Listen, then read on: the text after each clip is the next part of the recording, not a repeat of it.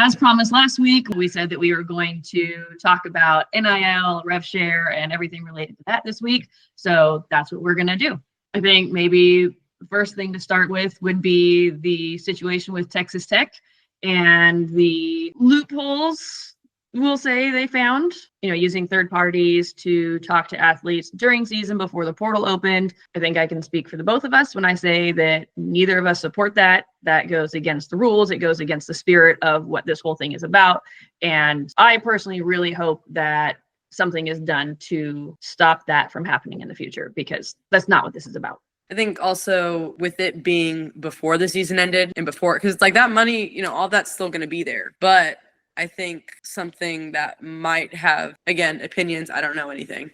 But the decision for the house settlement, which we'll get into, but that basically not capped NIL opportunity, but also it limited it and made sure that it was market value price. So these third party donor collectives, whatever, can't just be throwing hundreds of thousands of dollars out anymore. I think it was kind of hearing about it. And again, I don't know facts. I don't know, I'm not them, but I think it's kind of shady doing it before you're supposed to. But there's always, and again, with the loopholes, there's been loopholes forever. Before NIL happened, your favorite football players, you don't think that they were treated very nicely? No, there's a reason why, especially I always go back to the football team, because there's a moment when you can tell they got paid because all of them show up with new freaking cars. And they all look the same. It's either a Challenger or a Charger. They've always been taken care of. I know secondhand from some of my buddies in football that, especially in the SEC with the 5-star recruits, they'd walk into their hotel room and there'd be $50,000 in cash just laying on the bed. So it's always happened. Yeah. And it's never going to go away. No, there's always going to be boundaries that are pushed, rules broken, because it is competitive. But this is outrageous. Yeah. And I think that the collectives, which originally sound like a great idea, became the legal loophole for these big money donors to donate to a specific sport, to donate to a specific person. Agreed. But again, it was all the same things that was happening before, but the collectives made it legal and visible. And it's a problem. So and I think the amount of money that went into it grew exponentially once it became legal. I mean, from my research, I think that obviously I'm not very versed on this. From the research I did and from what I've seen, it's kind of my personal opinion is I think NIL is needed. I like the idea of rev share, but I think collectives should maybe not be a thing, because I feel like that's where things are really going to get out of control. And yes, there's potential issues with rev share. I get that. But everything else that the NIL allows, sponsorships, lessons, coaching, social media, all of that, I think that's all great for the athletes. But as we're seeing, the collectives are a major problem as far as pushing boundaries, but also creating a lot of disparities between schools and kind of separating the haves from have-nots. And I think that's where you start to run into the potential of schools programs losing funding, losing money, and not being able to maintain that program for all non-revenue sports. And I know that's an issue or potential issue with rev share also, but I feel like if it's coming directly from the school is going to want to invest a little bit more money in those sports to keep those student athletes. I don't necessarily know if I think that the collectives should be gone. I just think it needs to be very well regulated, because it is a great way if you take the loophole and using it as a bribery or a bribe, it's a great way to if you're an actual fan that wants to invest in a team, it's a great way to do that. But it's the ones that get taken out of hand that kind of ruins it, which kind of getting into how NIL and rev share and the house settlement, how all that's kind of related. So obviously the house settlement had a direct cause towards the rev share. And so just basically saying university schools, they have to pay the athletes because they're bringing in views, they're bringing in money, and they're not getting a lick of it. So that's what the rev share, the $20.5 million is going to be, split between the sports. And then the NIL is also included in that house agreement or settlement, where now NIL deals have to be at not capped, not limited, but they have to actually be at market value price. So like what your brand is, what you're like posting something on Instagram is actually worth, because with an NIL deal, you have to do, it's an agreement. You have this person, you do one thing, this, you get paid. Like, it's not just here's a bunch of money. It's a separate business deal. Yes. And so essentially with the ruling, or with those kind of limitations from the House settlement on NIL, again, making it market price, but now you can't just sign a ball and get paid $1 million for it. You can't just make an appearance, do one small, little thing, whatever. Like, signing one ball is not worth $500,000. So it just makes it even, like you said, it's not pay for play anymore. But one of the which is great. They needed to do that, because, which is a shame, because we were talking about this before. It's a shame that it had to come to this, because as women, female athletes ourselves, we've always, I mean, you didn't have NIL. NIL started when I got here. Very huge gap between men and women's sports. And it's not that, like, women, we were, reaping the benefits of what we could get, but you think of those men's football, men's basketball, those big sports, male sports. That's why this rule had to be put in place, because they're getting paid $3-4 million to transfer, like, to go to another school. And so it kind of just like is irritating, because, which, I mean, I think everything should be fair. Don't get me wrong, but it's just like the men messed it up. But on the flip side, maybe you don't want to put this in there, but like on the flip side, your team got a bunch of funding cut, or a bunch of financials cut, and we're having trouble making rent after winning 3 natties in a row. Yeah. So that was, that's just to highlight the disparity. Yes. And then your football team is getting, like, the non-starters are making a nice living. Yes. That's my like personal reason why I don't like the collectives. I think in general it's great.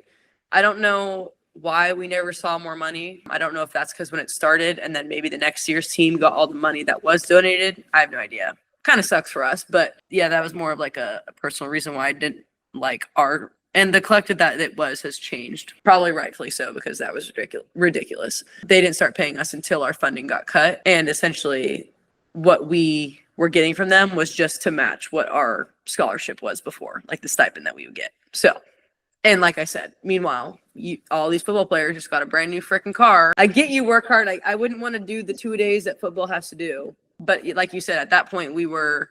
Well, but it's not about the work that goes into it, right? It's about market value and what you bring to the team. That's what the whole thing is supposed to be about. So if a non-starter for football is getting a new car and however many thousands of dollars to be there, and then you have, like, you were the number 2 pitcher, you were a starter, you were in the rotation and trying to earn enough to pay rent. Yeah. Like, there is a very big difference there. And that's, yeah.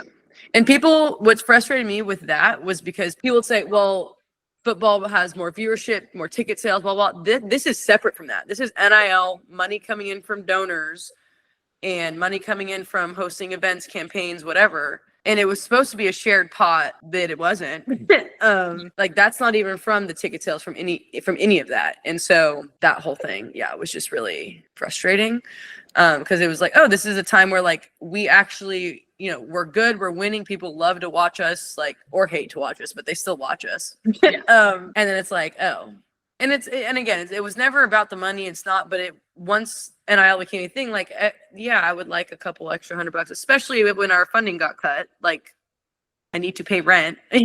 And so that was just kind of, yeah, personal, like, not liking the collective, or my experience with it. Now with the rev share, again, I think it needed to be done to where the university pays their athletes, because again, they are the ones out there playing, competing, they're bringing in ticket sales, they're bringing in jersey sales, they're bringing in people to the university, fans, viewership, all these things, and they're not seeing a lick of it. So now with rev share, it's like, okay, now you're going to get some of it. The problem is, again, we're going to bring out the male female pay gap. Football is probably going to get 90% of that. Which, again, it's like, I understand, because this isn't like me complaining about before. This is like actual, like, based on viewership and based on all that. They don't have the numbers yet. I just threw that out there because of being realistic. That's probably it's going to be around there. Football's going to get most of that 20%. Get the vast majority. Yes. But like, based on rev share, that is typically the program that brings in the most money for each school. It's unfortunate, but it's also hard to argue that that's not how it should be when that's where the money is coming from. So that's more of like a frustrating thing. Like, oh, can we just like, which women's sports are growing, but like I want it to grow faster because I'm tired of seeing like, oh, football gets all this, basketball, baseball, all these teams get this, and we're like, what about us? You know what though? Like I've been around for a long time, and it's growing exponentially now. Mm-hmm. And you know, I don't know if it will ever catch up to men's sports to be actually equal, but it's going to be much more balanced. And like, honestly, I think within, you know, potentially 10 years. That being said, for RevShare particularly, I don't think you're going to see softball stadiums routinely fill up, you know, 20,000 people. The stadiums aren't built for that yet. Even then, the RevShare is going to be unbalanced, let's say. Yeah. But, you know, I think with TV viewership and merch sales and that sort of thing, I think then we'll start to see it even out. So you're hearing it. Don't be commenting, oh, but football gets watched more. Football, we are acknowledging that. We're not saying that it shouldn't be that. We understand that is where most of the viewership, the revenue, all of that in terms of athletics comes from. It comes from football. Like, we are acknowledging that. So don't comment it. Which is why the collectives, they didn't need to be giving that much money to them. They're fine. I'm not sure. Again, we don't know what the percentages are for RevShare. Percentages can be set by each school, or are they going to be set by NCAA? I have no idea. You know, for some programs, it'll help. Like smaller programs, it'll help. Larger programs like Oklahoma, it'll probably hurt if it's just kind of a blanket percentage. Actually, if that's the case, if it is going to be set by the NCAA and it's just a straight percentage across the board for all programs, I think that could potentially help prevent some of the disparities that people are worried about. Obviously, overall, like the school has to take in the money to be able to compete, but at least for the smaller sports, I think that could be a good lifeline. Actually, I don't know if it would make sense if they were all the same percentage for each school. That would be kind of hard because there's schools that don't have football. Yeah. The schools that don't have football, there's schools where like their football team's trash, but maybe their basketball team is really good. Yeah. So actually, it's probably not going to be the same. Who knows? I don't know the answer to that. Was there anything else I wanted to say? When have I never had anything to say? Oh, I did just want to say again with NIL, and I said it in another video, but in case this is someone's first time watching it, you think about Nyjah, again, getting paid $1 million. She just signed another $1 million. They made it a huge deal, a huge problem, but they wouldn't have made it such a big deal if she was a man. And the second that women start to get paid, because before it's like, oh yeah, we'd love to watch women's sports, and they start getting paid well, and they're like, wait, you don't deserve that. Choose a side. Yeah, and one of the things that bothered me too is how many times it was brought up during the World Series. Oh my God. Like, why? I'm sorry, but watching college football, you don't hear about that. You don't hear about how much the star running back is making or the quarterback or this or that. They're just talking about the game. Like, why is it necessary? That's what you keep bringing it up. We're here to watch softball. Coach Glasgow had mentioned that post-game interview, which I was like, yeah. And but all the comments are saying, oh no, they were talking about this football team and this blah, blah, blah deal. I'm like, but they're not talking about it every single freaking play. Like, Nyjah, every time she enters the field, there's $1 million arm. The next inning, oh, she just signed blah, blah, oh, Patrick Mahomes is, and then blah, blah, blah. Like, holy crap. Which it's great. Again, the exposure and being like she broke that ceiling for softball players. Collegiate softball players, because that hadn't been done before, and now people are talking about it, and now it's like, okay, well, that's a good thing that, you know, we're getting paid or being recognized, because again, it's not like she's the first college athlete to ever get paid $1 million.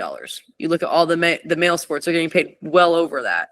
Yeah. So she's not the first athlete, so it's not taboo. It's not this new idea, but it is a new idea for like female athletes, and I think that was the problem with some people, which just kind of shows the sexist side a little bit, but it's my opinion. Nyjah's not even the first female athlete to make over $1 million. You know, most of the other ones are basketball. The little bit that I watch women's basketball, March Madness, I didn't hear anything about that. And granted, I did not watch much. I don't watch sports really. It's also hard because I work when they're on, but like I didn't hear anything about that. Yeah, now that I'm thinking about it, it was more because you think about like Caitlin Clark. Yeah. They're not talking about, oh, she just signed this deal. She just signed this deal. They just talk about how much of a like generational player she is and how great she is and blah, blah, blah. Yeah. They're not talking about the money side. Yeah. I mean, they don't even need to because after, during freaking halftime or during a timeout, she's in a freaking Gatorade commercial. So they don't even need to do that. But it's just now that I'm thinking about it, because I'm like, well, they do talk about, those key players, but I don't think I've heard them talk about their NIL and their money as much as they have with Nyjah. Maybe it's because she's a softball player. I don't know. Yeah. But like, softball is growing. It's behind, obviously, like women's basketball in terms of viewership, but it's growing. So for her to be the first softball player, I think is great. It's nice that she was able to break through that ceiling and start opening the door for more softball players to do the same. Which I don't even know if it'll ever be able to be the same now that we have the restrictions, but we'll see. I hope that it happens more often.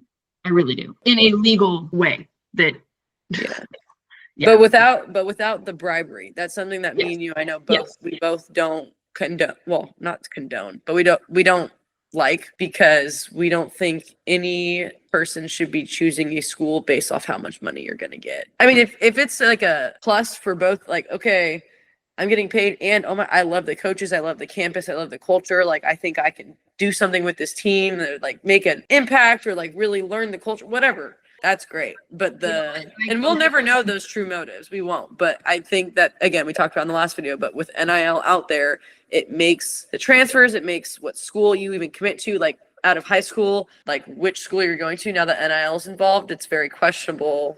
But again, it's not really for us to question, but I really hope that, because NIL, obviously, it's changing the game. There's nothing really we can do about it. But I hope it doesn't get to the point where college athletics is like transactional and like, because again, college sports is so different than like professional league. Like if you think about like college football and pro football, like those are so different. You think about college basketball and professional basketball, they're so different, because when you're in the pro, it actually is your job now. Like it is like, that's your income, and granted, a lot of them are making well over what they need, but it is more like a job. So choose your school based on actually where you want to go and where you like. And because in the pro leagues too, you don't get to pick where you go. And college is about learning who you are, learning your place in the world. And you were really good about choosing a school that you knew was going to help you become a very strong woman that is going to survive in the world and going to be successful in the world. Right. And I hate the idea that collegiate athletics could move away from that, because it's, like the college experience is amazing. Mm-hmm. And I would love to see that be the priority. And then whatever you can make on top of finding the right program for you is just a bonus. That's my opinion. I agree. Anyway, we would love to hear your thoughts on this. We know there's a ton of things to talk about, but comment below. We want to know what you think, what your concerns are, anything. We can go into more detail about something if you want. Let us know. Bye. Toodaloo.